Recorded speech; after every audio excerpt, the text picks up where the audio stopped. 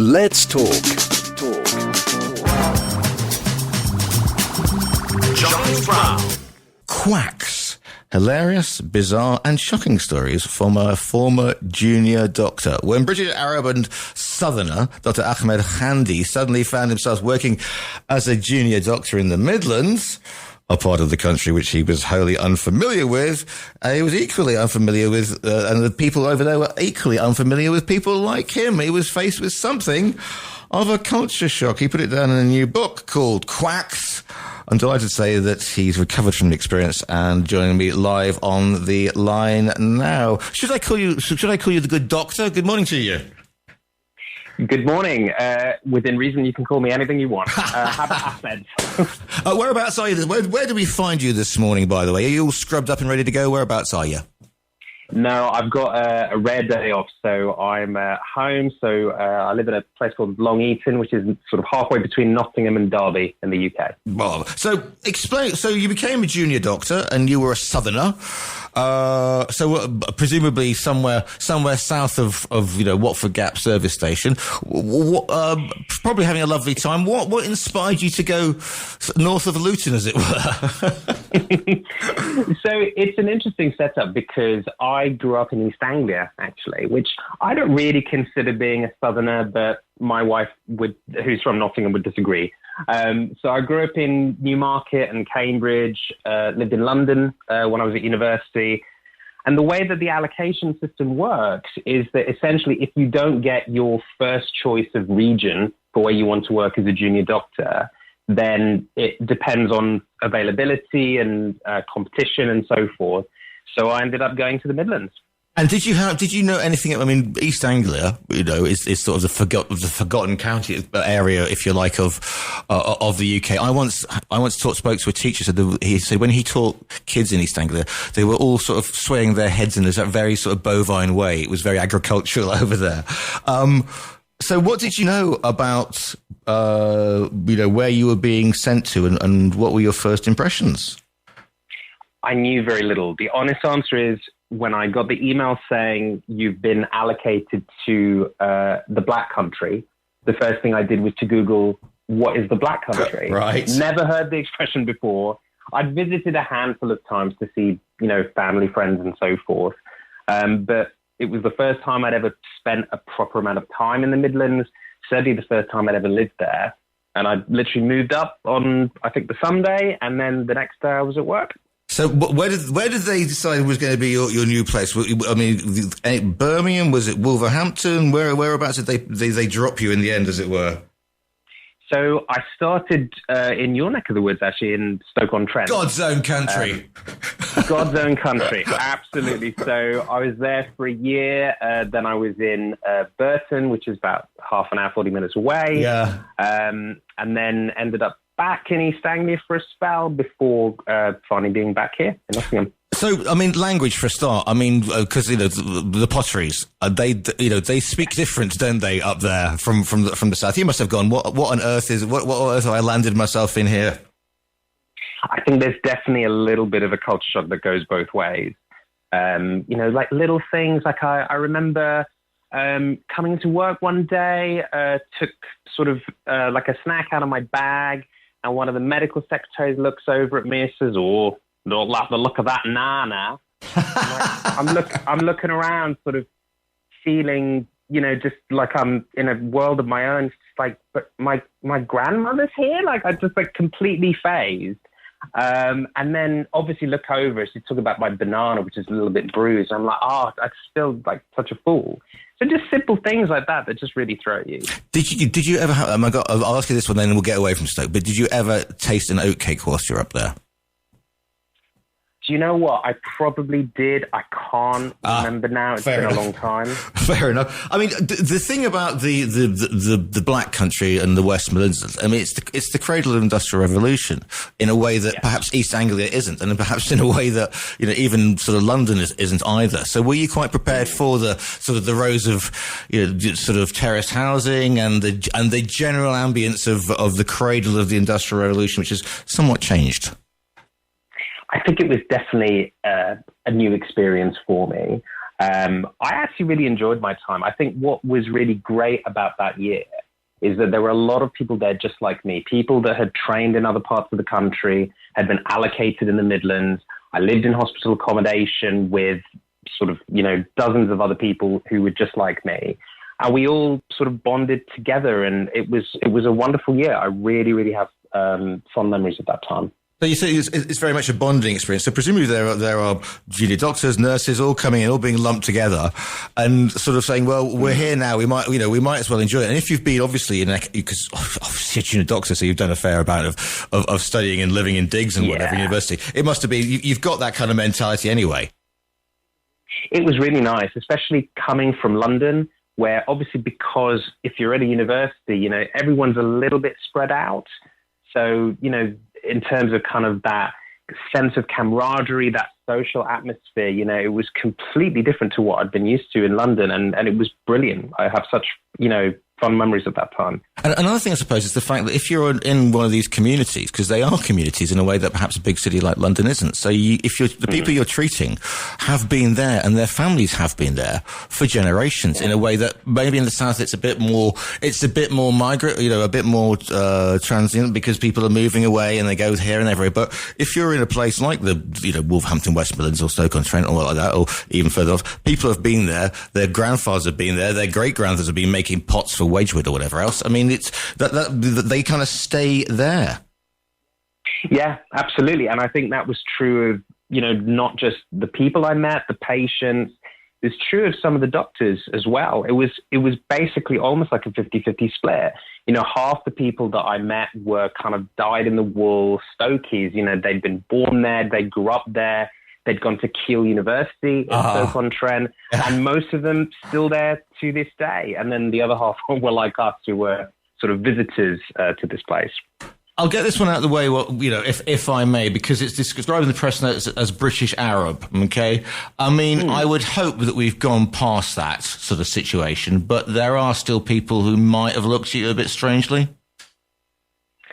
I think there was an element of that. There may be, at least at that time in the hospital, wasn't a huge amount of ethnic diversity.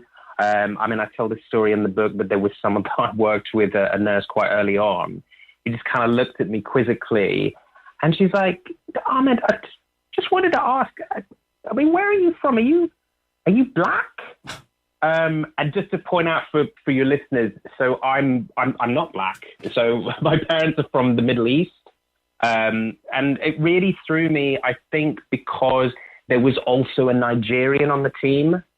And I just thought, well, surely if he's black, I don't quite know how we fit into the same bubble. So yeah, I think that there was a little bit of that, and just kind of challenging some, misconceptions. And your fellow professionals, but those who had been working in the area for a long time, because medical stuff, and trust me, because two of my cousins are surgeons in Scotland, so they're different. You're allowed to develop your own, shall we say, quirks or particular methods of working, and if it's unchecked, it can get very interesting indeed. Oh, absolutely. I think that this is, again, sort of part of what really added to the experience in good and bad ways. Seeing all the kind of idiosyncrasies, people practicing in really highly questionable ways. And I talk about that in the book. And yeah, definitely some eye-raising moments there. When you say, without sort of getting people struck off, or people being pulled over their breakfast cereals. What sort of who were the characters, if you like, that stood out, or during that time? There's so many. One of the stories that immediately comes to mind, which I talk about in the second part of my book, where I talk about my time in vascular surgery. Yeah. And sort of goes back to what you're saying about, really questionable practices. There was a lady who'd come in who was having what we call pseudo seizures, which is essentially where you get sort of fit-like episodes, but they're not epileptic in nature, and often, they have a psychological basis, people struggling with mental health and so forth. And one of the surgeons just looked at me and said, can we get a 10 ml syringe of water? And I'm just thinking, I mean, she's got like a cannula in, or like a needle in her arm. Is he going to sort of flush it through? Is he going to give us some drugs? You know, I wasn't really sure. She got her the syringe of water, and just immediately he squirted it in her face. Okay. And it really shocked me. It shocked the patient. Like, she immediately stopped having the pseudo seizure, and he's just kind of like turning around and saying, see, I told you she wasn't having a real seizure. And it just really shocked me. And thankfully, episodes like that were, you know, a rarity. But yeah, it's definitely an eye-opening experience for me. So why the book? I mean, I love the title, Quacks, and it's a great rubber duck on the front page. So what sort of gave you the spark, if you like, to put this all down? And, you know, just because it became so different from what you had, what you'd been used to. I've always loved writing, had a passion for creative writing, you know, since I was a kid. It's what I probably would have done if I'd not become a doctor.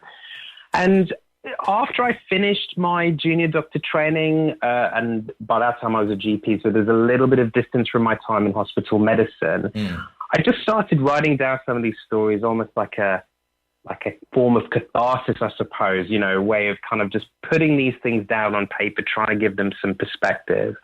And I wrote it very piecemeal, you know, a little bit here, a little bit there.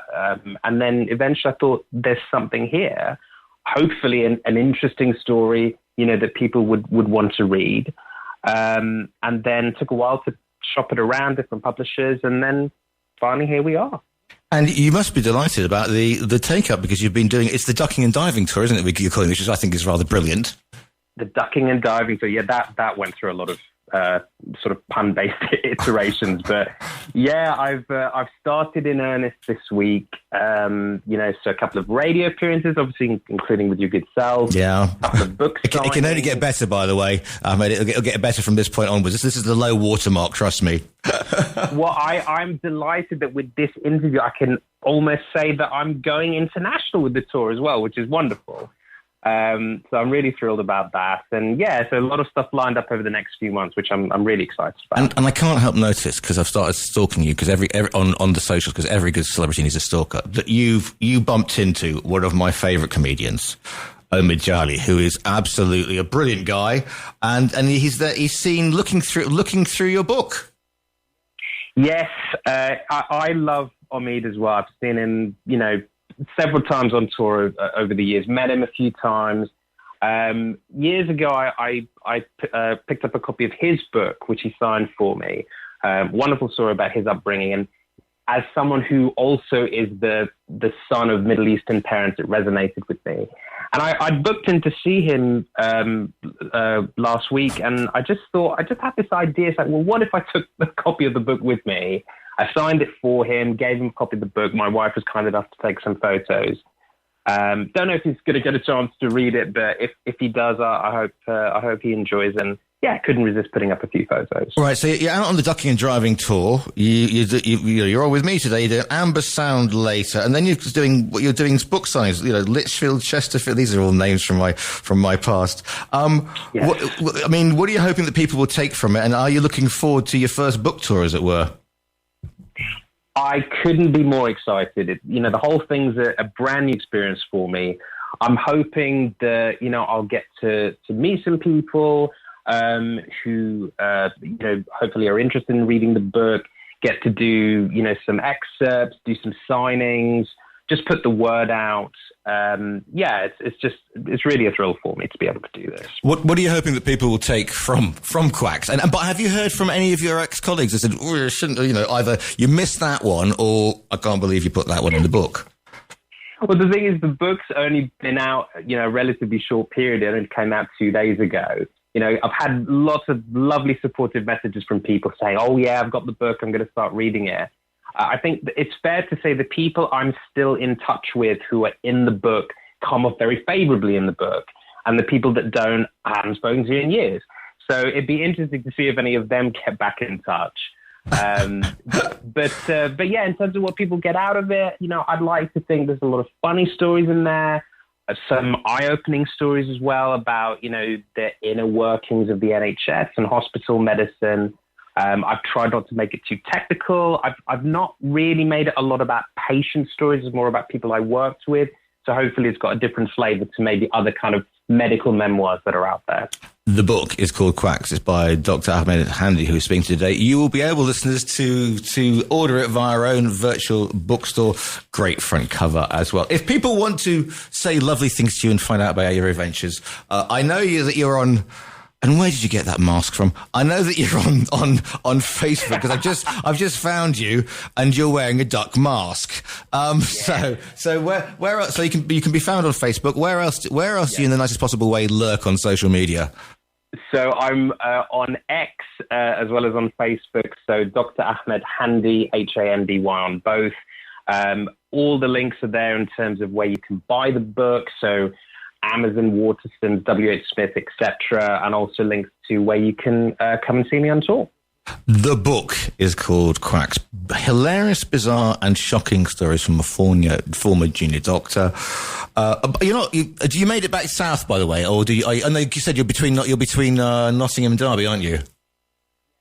Yeah, so I live in Long Eaton. I work in Nottingham. Been working as a GP for it'll be 10 years this November. So there you go. You see that Midlands appeal did rub off for you in the end. The book is called Quacks.